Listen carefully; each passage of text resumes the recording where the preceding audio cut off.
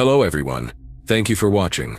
Before we dive into the story, don't forget to subscribe to the channel, like this video, and drop a comment telling us where you're watching from and what time it is there.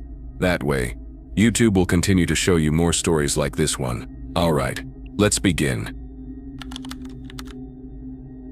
At Riverside Medical Center in Houston, Texas, the emergency department never really stops. People think the hardest part of the job is the blood, the chaos, the noise, but the hardest part is always death, not the physical side of it, but how you have to move on immediately. You record the time, you clear the room, you reset for the next case. You learn to compartmentalize, but even after years, some cases stay with you. This happened on a Sunday night. It was the second half of my shift, around 9 p.m. The ER had been steady but not overwhelming.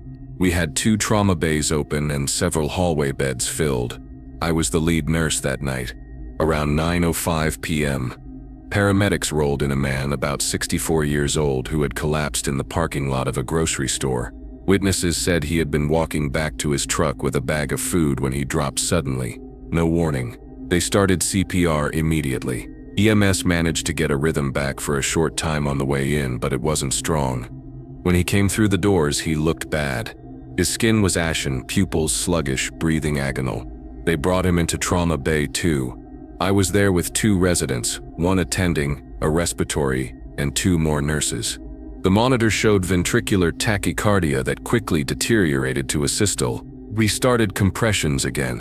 1 round of EPI, then another. We bagged him, pushed fluids, shocked when indicated, and cycled through the algorithm. He coded twice. The second time we got him back briefly, but the rhythm was weak, the pressure almost non-existent, and his oxygen levels barely readable. He never regained consciousness. We kept working, hoping he would stabilize enough for ICU, maybe even intubation, maybe a chance. But after nearly 40 minutes, it was clear. The attending called the time of death at 9:47 p.m. The room went quiet. It's always the same. Everything urgent just stops. The adrenaline fades, and the patient becomes the body. Tubes, lines, and the crash cart were still pulled close. I began post-mortem care, removing IV lines, straightening the bed and cleaning up. He didn't have an ID on him, just a cell phone that kept buzzing. The name on the screen said, Karen, wife. The charge nurse managed to reach her. She said she already had a feeling something was wrong when he didn't come home. She tracked his phone and was already driving toward the hospital. About 30 minutes after we called it, she arrived. I met her near the nurse set station. She was calm in a way that didn't fit the moment. No shouting, no frantic questions, just steady, quiet. I explained gently that her husband hadn't yet made it. She looked at me, nodded, and said, I know. Then she added, I saw him. At first I thought she meant the body. I told her she could come into the trauma bay, that we had finished preparing him. She shook her head. No, I saw him in the hallway just now. I hesitated. She continued. He was standing by the Old West corridor. He smiled at me. He said, tell them thank you. Then he walked away. Our ed doesn't allow family to walk in alone. Protocol is strict. Visitors are escorted, especially after a death. Security cameras cover the entrance hallway, and there's only 1 unlocked route into the trauma area. She hadn't passed anyone else. I asked her exactly where she saw him. She pointed toward the older west wing of the ER. That section had been closed for renovation for months. No patient care, just empty rooms and construction tape. Later I walked down there myself. The floors were dusty, the doors sealed, the lights flickering from motion sensors that rarely activated. No footprints, no sign anyone had been there. She went into the trauma bay afterward. She stood beside the bed, resting her hand on his arm like she was finishing a conversation no one else could hear. She leaned in, kissed his forehead and whispered, I told you I'd find you. That night, after the paperwork was finished and the body was sent down to the morgue, I sat in the staff lounge longer than usual. I didn't speak much during the report. I filled out the death summary, signed the timesheet, and entered my notes. We're trained to deal in facts, rhythms, dosages, timings, but every so often something happens that doesn't fit the record. A wife swears she saw her husband alive after we had declared him gone. A message is delivered that can't be explained by monitors or charts. Room 2 hasn't felt the same since. Not haunted, not threatening, just different, like something stayed behind a little longer than expected. Over the next week, staff whispered about it. The security desk confirmed what we already knew. No one showed up on camera in the west corridor. Only Karen was walking in with the staff escort. No man, nothing unexplainable on video. But she was certain about what she saw. A paramedic who had been on the call came back a few days later to drop off paperwork. He asked casually if the man had made it. When we told him no, he shook his head. "That's strange," he said. When we loaded him in the truck, I swear he opened his eyes for a second. He looked right at me like he was trying to say something, then nothing. None of us had seen that in the ER. He had been unresponsive the entire time. The story spread quietly among the staff. A few of the newer nurses avoided the west hallway during night shifts. Even those who didn't believe in ghosts admitted the place felt heavier than before. I've worked in emergency medicine long enough to know the human mind finds patterns in chaos. Grief changes perception. Stress bends memory. Maybe Karen imagined him out of shock. Maybe the paramedic misread a reflex. That's what I tell myself. But sometimes, late at night when the ER slows, I think about her words. He said, "Tell them thank you." That part lingers. Because she couldn't have known the way we all stood around after calling time quiet, tired, but still hoping for some sign that the work mattered. It has been months now, and I still glance toward the west wing when I pass room 2. The doors are sealed. The renovation isn't finished. The motion lights flicker once in a while when no one is near. I don't tell this story often. There's no place for it in official notes. There's no code for it in the system. But it happened. The man's name was Robert Hayes, 64 years old, husband, father, stranger to us until he came through our doors. He died on a Sunday night, and yet his wife swore she saw him alive one last time, just long enough to leave a message.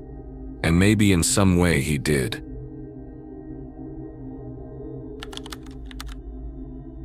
Late shifts in the ER have a rhythm that most people outside the hospital never notice. It's not just the alarms or the sound of stretchers rolling past. It's the pattern you learn to move with. The monitors that beep at regular intervals, the shuffle of shoes on the floor, the buzz of doors opening and closing. After enough years, you know when to push, when to step back, when to get ready for the next trauma, even before the radio call comes through. That rhythm was broken the night the call buzzer in room 4 started going off. It was a Monday night, close to the end of a shift at St. Luke's Hospital in Indianapolis, just past 2 o'clock in the morning, the kind of slow stretch of night that makes experienced staff uneasy. The ER wasn't busy, which was rare. We had 2 beds full in the fast track, 1 patient in observation with pneumonia, and the trauma bays were empty. That kind of quiet doesn't last, and everyone knows it. Room 4 had been cleaned earlier that day. Bleached, stripped, restocked. No patients had been placed there since the code the previous evening. The lights were off, the bed made, the IV pole tucked into the corner. Nothing unusual. At 2:14 a.m., the buzzer went off. I was at the central station, logging a medication into the system. At first, I didn't look up. It happens sometimes. Techs step into a room and bump the call button, or a monitor glitches. But no staff had gone in, and the monitor tech didn't respond. I finally glanced toward the hallway and saw the red dome light blinking above the doorway to room 4. I stood, walked down the hall and stepped inside. The room was empty, curtains half drawn, bed untouched, crash cart removed. The wall monitor was on idle. No patient, no visitor, no staff, just an empty trauma room. I reset the call panel, checked the wiring, and walked back to my desk. At 2:16 a.m., the buzzer went off again. This time I went back slower, paying attention. No one had gone in or out. The motion sensor outside the room hadn't tripped. The security camera above the entrance to the trauma wing showed nothing. But the button on the wall was glowing red as if someone had pressed it. We called the facilities. The on-call tech, Anthony, showed up about 10 minutes later. He'd been working in this hospital longer than most of us. He checked the wall unit, tested the voltage, and ran a quick diagnostic. "Looks fine," he said. "This system's only a year old. Never had a glitch on this wing." While he was talking, the buzzer went off again. Anthony frowned. "I'll try a soft reset." He shut off the breaker, rebooted the system, and waited. Everything came back on normally. We all assumed it was fixed. At 2:18 a.m., the buzzer went off again. That's when I felt a shift in my stomach. Not fear exactly, but something heavier, the kind of unease you only get when you already know what it means. Because 2:14 a.m., the time of the first buzz, was the exact minute we had started compressions on a patient in that room the night before. His name was James Walker, 56 years old. He had been in a head-on car collision out on I-70. EMS called it a level 1 trauma. As they pulled in, internal bleeding, BP dropping, tachycardic, abdomen rigid. It looked like a ruptured spleen. We moved fast, intubated him. 2 large-bore IVs, massive transfusion protocol in less than 5 minutes. But at 2:14 a.m., he lost pulses. We coded him for 21 minutes. He never came back. The time of death was called at 2:35 a.m. I remember his eyes when we first brought him in. He was awake enough to look at us, to look at me. His mouth moved under the oxygen mask, but no words came out. The expression wasn't panic. It was something else, like he knew. So when the buzzer in room 4 went off again, always at 2-minute intervals, 2:14, 2:16, 2:18, 2:20, I started watching the clock. Facilities disconnected the panel. They killed the circuit. Anthony even pulled the line out of the nurse call system completely. It kept buzzing, always at the 2-minute marks. It continued like that until 2:35 a.m. The exact time James Walker was pronounced dead was the night before. Then it stopped. No error message, no final flash, just silence. Anthony packed up his tools, shaking his head. "Never seen anything like that," he muttered. Security reviewed the cameras again. No one had gone into room 4 all night. No shadows, no movements, nothing. The next morning during shift report, the night team handed it off casually. "Facilities is going to rewire room 4. Systems acting weird." Nobody said the word ghost, but everybody knew. By the end of that week, we reassigned room 4. No more critical traumas, just fast-track overflow, minor fractures, stitches, chest pain observation. But even then, no one trusted the call bell. One night, a patient with a sprained ankle asked, "Why doesn't this button work?" I told him, "It only works when it wants to." He laughed. I didn't. There's no chart entry for this kind of thing. No incident report that makes sense. No code for unexplained call bell activity. But everyone who's worked in the ER long enough knows. Some things don't end when the monitor flatlines. Some patterns keep going. Maybe that buzzer wasn't asking for help.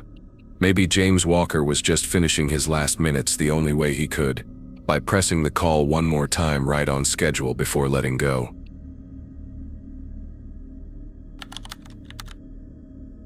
Hospitals don't sleep. Even when the patients do, the machines don't stop humming.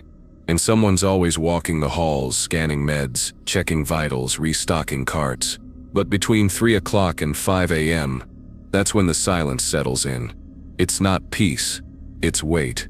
It's that part of the shift where everything feels slower, heavier. Lights are dimmed, and staff speak in lowered voices. You can hear the squeak of shoes from the other side of the unit. It's when you notice things you'd miss in the chaos of the day shift. That's when it happened. 2 stretchers, both empty, both parked and locked, moved. This was in our overflow trauma corridor, south wing, behind curtains 5 and 6. We don't use that hallway much unless we're slammed, but protocol says the stretchers stay parked at the wall, brakes engaged, wheels facing inward, nothing obstructing the corridor. Housekeeping checks them during their 11 p.m. sweep, and we sign off on equipment placement every morning before huddle. That night around 4 a.m., our tech Marcus was walking through to grab an O2 tank from storage. He's been with us for years. Steady, quiet, observant, not the type to make noise unless something's really off. He came back pale and said, "You need to see this." The first stretcher had shifted a full 3 feet from the wall, not just angled, but moved. The second was about 2 feet further down the hall, also unbraked, diagonally turned. We thought maybe someone moved them and forgot to lock the brakes. Easy mistake. I walked back, locked both in place, logged it as a safety hazard, and went about the rest of my shift. But something stuck in my head. How smooth the floor is in that wing. Even on a slope, a locked stretcher doesn't drift, and no one on staff had a reason to be in that hallway during the previous few hours. We checked the security footage later that morning, just out of curiosity. At 3:48 a.m., both stretchers were locked and still. Then one frame. Nothing. Next, both had moved. No gradual slide, no person, no shadow. Just a slight flicker in the frame, then repositioned. Facilities called it a camera glitch. They sent someone down to check for floor vibrations or HVAC pressure changes. Nothing out of spec. But the thing is, this wasn't the first time something odd had happened in that hallway. Room 5, just a few feet away, had been the site of a trauma arrest 2 weeks prior. An elderly man pedestrian struck at night. Massive head trauma. He coded en route, briefly regained pulses in our trauma bay, then coded again. We worked him hard. 7 rounds. We got return of circulation for less than 3 minutes before he flatlined again. And in those 3 minutes, he tried to speak. His eyes fluttered. He reached for the rail and mumbled something. I leaned close, thinking he was trying to name a family member. What came out instead was, "Don't leave me here." It caught me off guard. I thought he was disoriented, maybe hypoxic, maybe early delirium, but within seconds, he was gone. Time of death was 3:48 a.m. At the same time, those stretchers moved. The story didn't go anywhere officially. No incident report, no explanation. Everyone shrugged it off. But you'd be surprised how many seasoned ER staff avoid that corridor during the graveyard shift now. Not because we're superstitious, but because we've seen too much to write it off completely. I started walking that wing a little more frequently after that. Not out of fear, just out of respect. The stretchers haven't moved again. But once, about a week later, I passed through on my way to storage. Both stretchers were where they should be, locked parallel to the wall, and one of them had the corner of a bedsheet turned down just slightly, just enough to look occupied. I adjusted it back, smoothed it out, and didn't tell anyone. There are things in this job we track, vitals, labs, codes, things we can measure. And then there are moments that don't show up in the chart, things that shift quietly in the background when no one's looking. Stretchers don't just move themselves, but sometimes maybe they're moved for someone. Some deaths stay with you, not because they were gruesome or tragic in the usual way, but because something about them defies explanation. Something subtle, quiet, that doesn't make sense on paper, but comes back to you later when the adrenaline fades. This happened just over a year ago during a Friday night shift. The ED was full, like always. A stack of admits waiting upstairs, 3 psych holds in the back hallway, and 2 trauma bays cleared for incoming. At 12:13 a.m., EMS called a trauma alert. Male, 16 years old, ejected from a vehicle. No seatbelt, single car rollover on a dark stretch of highway. They coded him on scene. CPR within 2 minutes. Shocked once. Got return of circulation, but weak. He was bagged the entire ride. O2 sat in the low 70s. Blood pressure barely detectable. No IV access. So they placed an IO drill into the tibia. That's how you know it was bad. They wheeled him into trauma too. When I saw his face, I had to look twice. Just a kid, limp, eyes half-lidded, mouth open, dusky color setting in. No chest rise, no reaction to pain. Still technically alive by the monitor, but barely. We didn't wait. One resident dropped a central line while I placed another large-bore IV. We stripped his clothes, scanned his belly, free fluid, probably liver or spleen. We activated the massive transfusion protocol, type O negative wide open through a warmer. He was intubated with a 7.5 tube. Bilateral breath sounds confirmed, but weak. He was hypoxic and bradycardic before the first unit was halfway in. Then he crashed. Heart rate dropped 30, then 20, then flatline. We started CPR. The attending led, and another nurse pushed EPI. I was on compressions, counting under my breath, feeling for recoil. His ribs cracked early.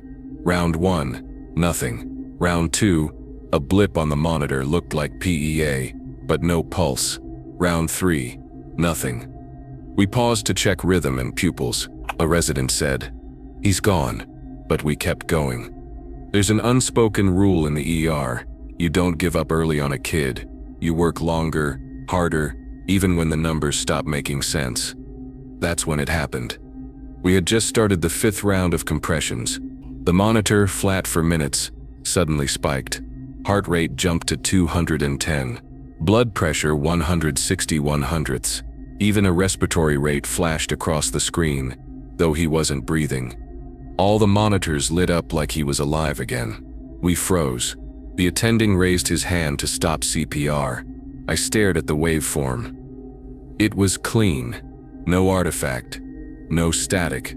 Just a perfect signal across every lead. It lasted 7 seconds, then flatline again. No tapering, no fibrillation, just silence. We tried one more round. Nothing. Called time of death at 12:49 a.m. The attending stepped out to make the call. The respirator is disconnected from the vent. I stood by the head of the bed staring at the monitor. We've seen false readings before, motion artifacts, faulty leads. But this wasn't that. No one was touching him. Nothing was changing. Everything was still except the monitor. I printed the strip, handed it to the attending. He studied it and said quietly, "Autonomic surge, nervous system discharge." It's possible. Medically, that final burst could have been adrenaline flooding a dying body, but it didn't feel like that. It felt like something else, like he gave everything he had in one last sprint. Not to survive, maybe, but to go out on his own terms. We wheeled his body back, began post-mortem care. I removed the central line, flushed tubes, and pulled off the leads one by one. Later that morning, his mother came. She was quiet, composed. She already knew. She sat beside him and stroked his hair. She whispered, "You always had to go your way, didn't you?" I told her we did everything. That he fought. She nodded. He ran track. Captain of the relay team. Always said, "If I'm going out, I'm going fast." I didn't respond. I just placed the telemetry strip in a folder, knowing it would be filed later. But I kept a copy. Every so often, I look at it. That strip of paper with the sharpest spike I've ever seen before the line dropped flat. We joked later, quietly, that he outran death. I don't know if that's true, but for 7 seconds it looked like he did.